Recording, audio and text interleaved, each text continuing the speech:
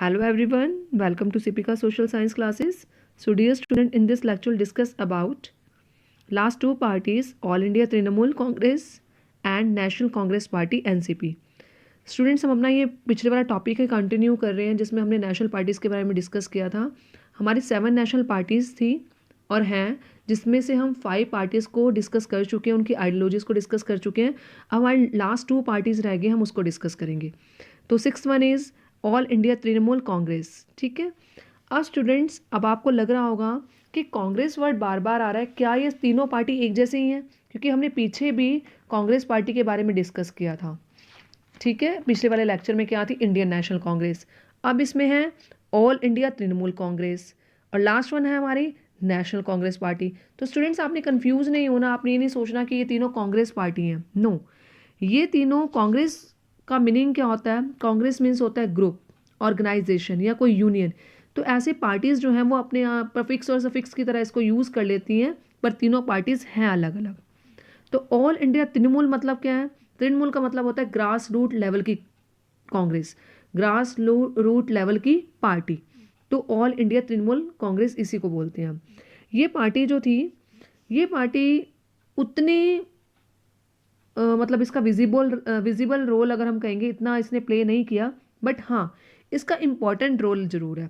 Visible और important में difference है। विजिबल रोल मतलब होता है कि नेशनल लेवल पर हमने इसको इतना वर्क करते हुए नहीं देखा, बट कॉलिजन गवर्नमेंट बनाने में, अगर कॉलिजन गवर्नमेंट बनाने की बात आएगी तो ये पार्टी इंपॉर्टेंट रोल प्ले करती है। क्योंकि अगर मान लो किसी पार्टी को 273 सीट से कम मिलती हैं, मैंने 545 बताया था ना कि अगर आपको मेजोरिटी में सीट्स चाहिए तो 545 में से 272 से ज़्यादा सीट्स आपको मिलनी चाहिए।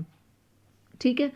तो अगर 272 से कम किसी पार्टी को सीट्स मिलती हैं तो वहाँ ये पार्टी कोलिजन गवर्नमेंट बनाने में उस पार्टी की सपोर्ट करती है। तो इसका विजिबल रोल इतना नहीं है, पर इसका इंपॉर्टेंट रोल ज़रूर है। तो this party was launch on 1 जनवरी 1998 में ये पार्टी इस्टेब्लिश हुई थी। और किसकी लीडरशिप में थी? ममता बनर्जी की लीडरशिप में इस पार्टी ने अपना इस्टेब्लिशमेंट किया था। और this party recognize as national party in 2016। अब ये पार्टी जो रिकॉग्नाइज हुई थी ये 2016 में हुई थी। अब आप ये देखो, आप कहेंगे जो इलेक्शन हुए थे जो हमारे, वो 2014 में हुए थे और इस पार्टी को रिकॉग्नाइजेशन कब मिल गया? 2016 में। तो मैं आप अभी आपको बताती हूँ क्यों, कि इस पार्टी को 2016 में रिकॉग्नाइजेशन कैसे मिली। तो this party was connected to this party is connected to secularism. Secularism मतलब होता है where this no state religion, जहाँ पर सारे रिलीजन को इक्वालिटी मिलती है, सारे रिलीजन को इक्वली ट्रीट किया जाता है, तो इसको हम बोलते हैं सेकुलरिज्म। तो ये पार्टी किसके फेवर में थी? सेकुलरिज्म के फेवर में थी। In part since 2011 in West Bengal. 2011 से लेकर अब तक ये पार्टी जो है वेस्ट बंगाल में इस्टेब्लिश है। वेस्ट बंगाल के साथ साथ आंध्र प्रदेश, मणिपुर और त्रिपुरा में इस पार्टी ने भी अपनी सीट्स गेन की है। अब आप देखिए, जैसे मैंने आपको प्रीवियस लेक्चर में बताया था कि ये पार्टी नेशनल लेवल पर एक इम्पॉर्टेंट रोल प्ले करती है। अब आप देखो, आपको हो गया हमें 2 पार्टीज नजर आती है, बीजेपी और कांग्रेस है। नहीं, ये भी पार्टीज हैं। मतलब हमारी कंट्री में 2 पार्टी सिस्टम नहीं है, मल्टी पार्टी सिस्टम है। और रीजनल पार्टीज जो होती हैं कई बार वो नेशनल पॉलिटिक्स में अपना इंपॉर्टेंट रोल प्ले करती हैं, तो इसलिए वो रिकॉग्नाइज पार्टी बन जाती है। जैसे 6% वोट्स, याद होगा आपको नेशनल पार्टी का जो क्राइटेरिया था, 6% वोट्स या तो लोकसभा में मिले या 6% वोट्स 4 स्टेट में मिले और उसके साथ साथ 4 सीट्स मिले। तो ये पार्टी अब देखो 4 स्टेट्स में इसको वोट्स मिल गए हैं, वेस्ट बंगाल, आंध्र प्रदेश, मणिपुर और त्रिपुरा। तो ये वाला क्राइटेरिया इसने क्या कर दिया? फिल कर दिया। क्योंकि जनरल इलेक्शन हुए थे हमारे 2014 में और इस पार्टी को जो ये 2014 में, तो इस पार्टी को रिकॉग्नाइजेशन मिली थी 2016 में, क्योंकि इस पार्टी का इन्फ्लुएंस जो था अब 4 स्टेट्स में हो गया था, वेस्ट बंगाल, आंध्र प्रदेश, मणिपुर और त्रिपुरा में। तो पहला क्राइटेरिया तो इस पार्टी ने क्या कर दिया? फिल कर दिया है। बट यहाँ पर हम कहेंगे इसको मिले कितने वोट्स हैं? 3.84 वोट्स मिले हैं, पर सीट्स कितनी मिली हैं? 34। क्योंकि कितनी सीट्स मिलनी चाहिए थी? 4, और यहाँ पर इसको कितनी मिल रही है? 34 सीट्स, मतलब 30 सीट्स इसको ज़्यादा मिली है। इसलिए इस पार्टी को रिकॉग्नाइजेशन मिल गई थी नेशनल पार्टी की, क्योंकि इसने जो नेशनल पार्टी का जो क्राइटेरिया था कि 4 स्टेट्स में वोट्स मिले और 4 सीट्स मिले, तो इस क्राइटेरिया को फुलफिल करने के बाद इस पार्टी को 2016 में रिकॉग्नाइज कर दिया था as a national party. 4th largest party रही है ये 2014 लोकसभा में। तो स्टूडेंट्स ये था ऑल इंडियन तृणमूल कांग्रेस के बारे में, जो पार्टी किसकी लीडरशिप में चल रही है, ममता बनर्जी की लीडरशिप में चल रही है। स्टेट इसका इतना विजिबल रोल नहीं है, पर इसका प्रोमिनेंट रोल होता है नेशनल लेवल पर। कई बार ये पार्टी कोलिजन गवर्नमेंट जब बनाती है तो कोलिजन गवर्नमेंट बनाने में ये दूसरी पार्टीज को सपोर्ट करती है, जिससे इसका एक इम्पॉर्टेंट रोल बन जाता है। क्योंकि जब मेजोरिटी में पार्टी नहीं बनती है, जैसे इस बारी तो मेजोरिटी बनी है, लास्ट इलेक्शन हुए थे 2014 में, तब भी मेजोरिटी में पार्टी बनती है, पर जब अगर मेजोरिटी में पार्टी नहीं बनती है तो इस पार्टी का इंपॉर्टेंट रोल प्ले होता है एज अ कोलिजन गवर्नमेंट में। तो स्टूडेंट्स आई होप आपको क्लियर हो गया होगा ऑल इंडिया तृणमूल कांग्रेस के बारे में। और इसका सिंबल क्या होता है, ग्रास और फ्लावर्स। अब हमारी लास्ट वन है वो है नेशनल कांग्रेस पार्टी। अब जो नेशनल कांग्रेस पार्टी थी वो वर्क कर रही है शरद पवार की लीडरशिप में, ठीक है। ये पार्टी जो थी 1999 में बनी है, स्प्लिट कांग्रेस। ये पार्टी कांग्रेस से स्प्लिट हो गई थी 1999 में। तो शरद पवार जी ने अपनी खुद एक पार्टी बनाई खुद की, उसको क्या नाम रखा उन्होंने, नेशनल कांग्रेस पार्टी एनसीपी। अभी मैं आपको बताऊंगी वो पार्टी, ये जो पार्टी है स्प्लिट क्यों हुई थी कांग्रेस में, क्योंकि कांग्रेस जो पार्टी थी उसमें बड़े सारे स्प्लिट्स देखे गए थे। उसमें से ये मेजर स्प्लिट जो है वो कौन सा है, नेशनल कांग्रेस पार्टी।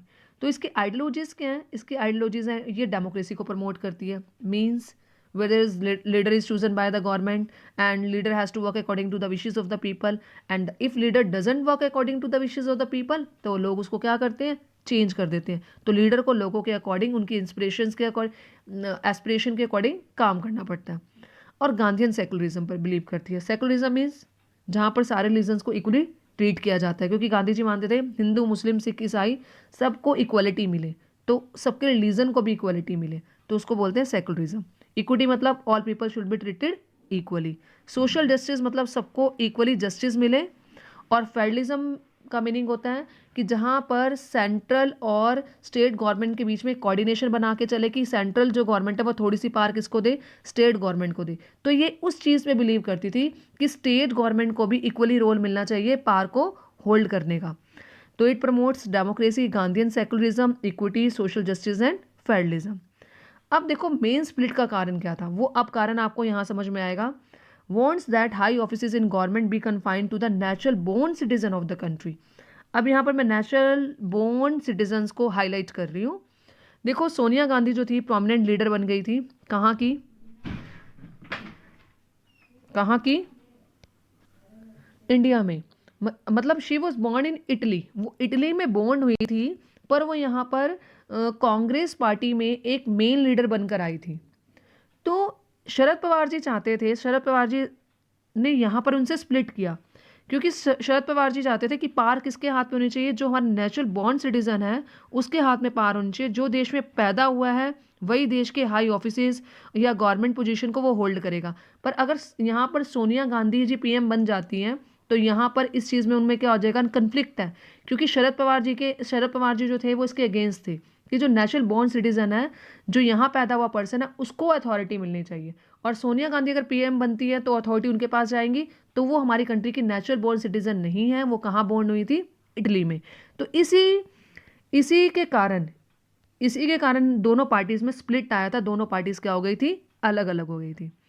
और this party has played a major role in Maharashtra. अब ये देखो, ये पार्टी को नेशनल पार्टी क्यों रिकॉग्नाइज किया, ये पार्टी ने भी नेशनल पार्टी का जो क्राइटेरिया था कि 4 स्टेट्स में 4 सीट्स मिलने चाहिए, 4 स्टेट्स के वोट्स मिलने चाहिए, उस क्राइटेरिया को इस पार्टी ने भी फुलफिल किया। जैसे महाराष्ट्र, मेघालय, मणिपुर और असम, 4 हो गई ना स्टेट।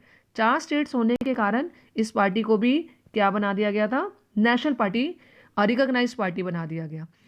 तो since 2004 a member of United progressive alliance, ये 2004 से एक यूनाइटेड प्रोग्रेसिव अलायंस था, उसके अंडर इन्होंने काम किया, जिसमें मतलब कांग्रेस और इसने मिलकर काम किया। स्प्लिट हो गया था तो भी एक अलायंस के कारण ये दोनों बंधे हुए थे, पर दोनों पार्टी हैं अभी भी अलग अलग, ठीक है। जैसे हम कोलिजन बोलते हैं, कोलिजन गवर्नमेंट बनी है, तो क्या वो दो पार्टी एक पार्टी बन गई, नहीं, दोनों पार्टी होती अलग अलग है, पर पावर को संभालने के लिए दोनों पार्टी क्या हो जाती हैं, इकट्ठी हो जाती हैं।